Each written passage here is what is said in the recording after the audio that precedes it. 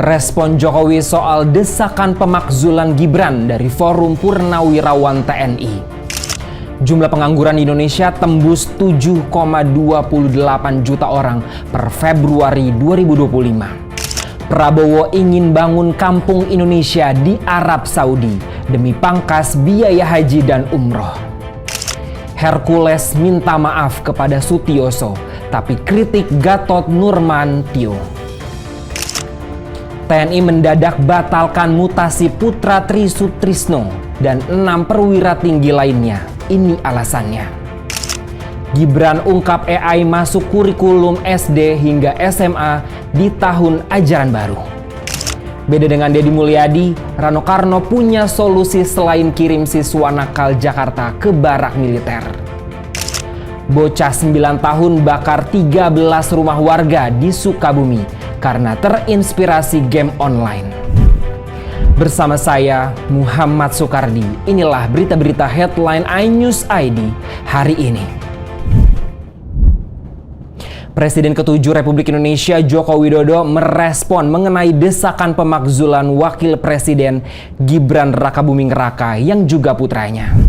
Desakan pemakzulan sebelumnya disampaikan Forum Purnawirawan TNI kepada Presiden Prabowo Subianto. Menurut Jokowi, usulan tersebut merupakan sebuah aspirasi yang boleh-boleh saja di negara demokrasi. Kendati diusulkan Purnawirawan TNI, Jokowi menilai hal itu merupakan sesuatu yang biasa. Namun Jokowi juga menegaskan Presiden Prabowo Subianto dan Wapres Gibran Rakabuming Raka telah mendapatkan mandat dari rakyat melalui pemilu 2024. Mengenai tudingan Gibran menyalahi konstitusi, Jokowi mengatakan semua sudah melalui proses, termasuk melalui beberapa kali gugatan. Jokowi mengatakan proses pemakzulan harus melalui sejumlah tahap, mulai dari MPR, MK, dan kembali lagi ke MPR. Namun demikian, alasan pemakzulan juga harus sesuai konstitusi. Sebelumnya, tuntutan Forum Purnawirawan Prajurit TNI ramai menjadi perbincangan di masyarakat. Para purnawirawan mendesak pergantian Wapres Gibran Rakabuming Raka hingga reshuffle Kabinet Merah Putih. Sebelumnya Presiden Prabowo Subianto pun telah merespon Forum Purnawirawan Prajurit TNI untuk mengganti Wapres Gibran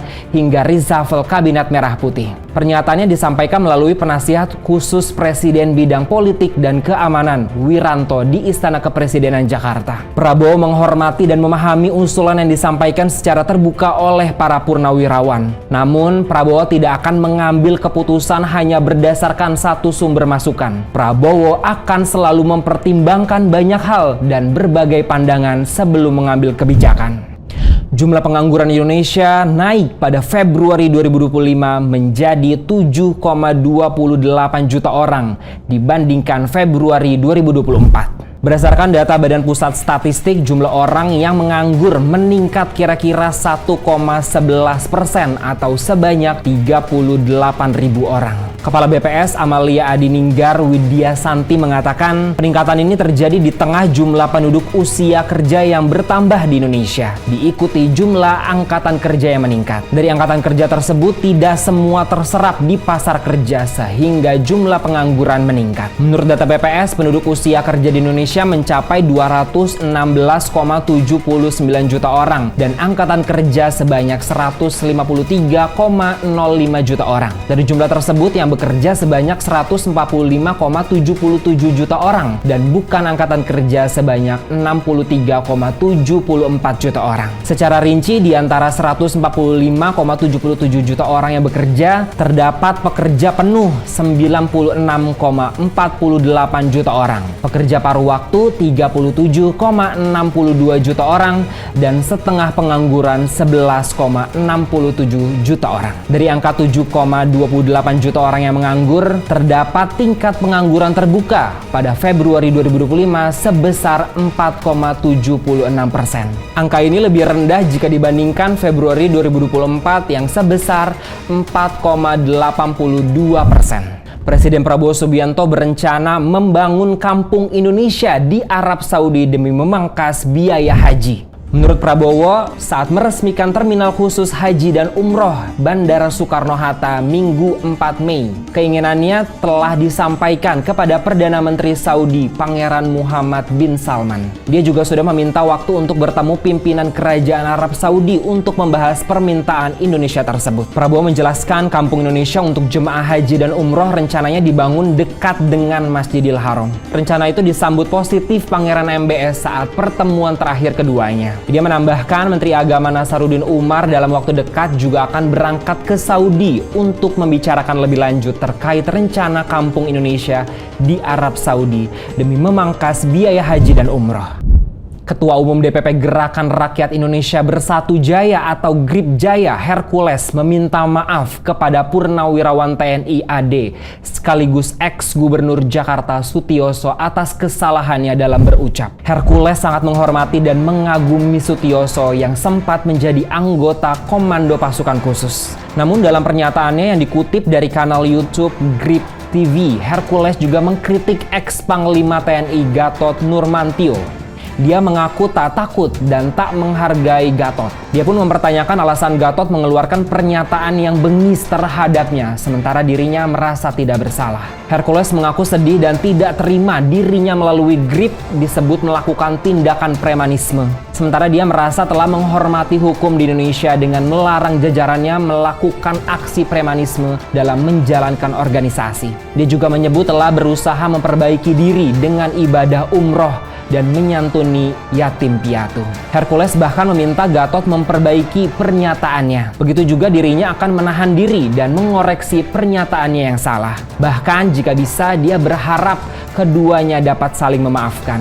Diketahui polemik Hercules dan Gatot viral di media sosial. Polemik ini bermula ketika Hercules mengkritik Sutioso karena mendesak pemakzulan Wakil Presiden Gibran Rakabuming Raka melalui Forum Purnawirawan TNI. Saat itu Hercules mengatakan tidak takut dengan Sutioso dan menyebutnya sebagai orang tua yang sudah bau tanah. Pernyataannya itulah yang disebut Gatot telah menghina Sutioso. Panglima TNI Jenderal Agus Subianto mendadak membatalkan mutasi 7 purwira tinggi TNI. Salah satunya Letjen Kunto Arif Wibowo, putra Wakil Presiden ke-6 Republik Indonesia Tri Sutrisno. Letjen Kunto Arif Wibowo sedianya dimutasi jadi staf khusus Kepala Staf TNI Angkatan Darat. Namun dia dikembalikan ke jabatannya semula, yaitu Panglima Komando Gabungan Wilayah Pertahanan 1. 6 pati TNI lain yang dibatalkan mutasinya adalah Laksda Hersan, Laksda H. Krisno Utomo, Laksda Rudi Aviantara, Laksma Pundi Rusbandi, Laksma Beni Febri, dan Laksma Maulana. Pembatalan mutasi itu tertuang dalam surat keputusan Panglima TNI yang ditetapkan 30 April 2025, ditandatangani oleh Kepala Sekretaris Umum TNI Brigjen Muhammad Syahroni. Surat itu membatalkan keputusan Panglima TNI sehari sebelumnya tanggal 29 April tentang pemberhentian dari dan pengangkatan dalam jabatan di lingkungan TNI. Kapuspen TNI Brigjen Kristomei Sianturi dalam konferensi pers pada Jumat 2 Mei mengungkapkan pembatalan mutasi itu dilakukan lantaran para perwira tinggi tersebut masih memiliki tugas yang mesti diselesaikan. Mutasi dilakukan hanya untuk kepentingan organisasi. Semuanya telah dipertimbangkan oleh Dewan Jabatan dan Kepangkatan Tertinggi. Dia memastikan mutasi Letjen Kunto sebelumnya tidak terkait dengan pernyataan Tri Sutrisno yang menyuarakan pemakzulan Gibran sebagaimana kabar yang beredar.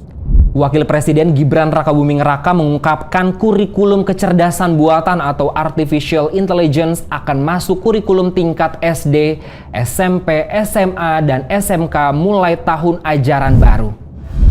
Gibran di Jakarta mengatakan dalam rapat terbatas yang dipimpin Presiden Prabowo Subianto di Istana, pemerintah telah memutuskan untuk segera memasukkan pembelajaran AI ke dalam kurikulum pendidikan nasional. Menurutnya pembelajaran AI sejak dini penting karena peran teknologi ini yang akan menjadi kunci di berbagai aspek kehidupan di masa depan. Karena itu generasi muda diharapkan tidak hanya mampu memanfaatkan AI tetapi juga menciptakan solusi inovatif yang berdampak bagi kemajuan bangsa dan dunia. Sebagai contoh penerapan AI, Gibran menyebut penggunaan teknologi ini digunakan oleh PT Jasa Marga untuk memantau lalu lintas di sepanjang ruas tol selama libur lebaran. Jadi bisa tahu kapan harus dibikin one way atau kontraflow. Selain itu, PT Kereta Api Indonesia juga menggunakan kamera canggih dengan AI face recognition untuk mengawasi aktivitas pencuri. Wakil Gubernur Jakarta Rano Karno dan Gubernur Jawa Barat Deddy Mulyadi punya cara berbeda dalam menanggapi siswa bermasalah. Jika Deddy Mulyadi memilih mengirim siswa nakal ke barak militer, Rano Karno punya solusi lain. Rano Karno yang ditemui di Jakarta mengatakan dia memilih memaksimalkan ekstrakurikuler atau ekskul sebagai solusi mengatasi permasalahan kenakalan pelajar. Menurutnya karakteristik pelajar berbeda-beda tergantung wilayahnya. Gubernur Jakarta Pramono Anung sebelumnya juga mengatakan tidak akan meniru langkah yang diambil Deddy Mulyadi. Menurutnya Jakarta memiliki cara tersendiri untuk mengatasi kenakalan remaja, khususnya pelajar. Diketahui kebijakan Deddy Mulyadi mengirim siswa nakal ke barak TNI Polri mulai dilaksanakan pada Kamis 1 Mei lalu. Deddy menyaksikan langsung pelaksanaan program tersebut. Sebanyak 39 siswa yang terlibat kenakalan dari berbagai sekolah di Purwakarta dikirim dengan truk TNI ke Resimen Artileri Medan 1 Stirayuda Batalion Artileri Medan 9 TNI Angkatan Darat. Rata-rata para siswa yang mengikuti pendidikan di barak militer adalah anak yang kerap tawuran, merokok, bahkan yang memakai narkoba. Mereka juga diantar oleh para orang tuanya. Pelaku dibalik teror kebakaran beruntun 13 rumah di kota Sukabumi, Jawa Barat akhirnya terungkap. Pelaku ternyata bocah berusia 9 tahun yang beraksi karena terpengaruh game online. Bocah tersebut diduga melakukan aksinya karena terpengaruh film. Pelaku ditangkap warga saat hendak membakar rumah di kawasan Jalan Tipar, Kelurahan Tipar, Kecamatan Citameang, Sabtu 2 Mei lalu. Kasat Reskrim Polres Sukabumi AKP Tatang Mulyana mengatakan pelaku ABH langsung dibawa ke Polsek. Hasil pemeriksaan, pelaku mengakui perbuatannya. Pelaku membakar rumah dengan korek karena terinspirasi tontonan game online di media sosial yang dilihatnya. Namun polisi tidak mengungkap apa game tersebut. Terkait proses hukum terhadap pelaku, Tatang mengatakan kasus tersebut sudah diselesaikan secara kekeluargaan. Pelaku ABH sudah dikembalikan kepada orang tuanya untuk selanjutnya dilakukan pembinaan dengan pengawasan ketat kepolisian. Demikianlah berita-berita headline iNews ID hari ini. iNews ID, cepat terpercaya.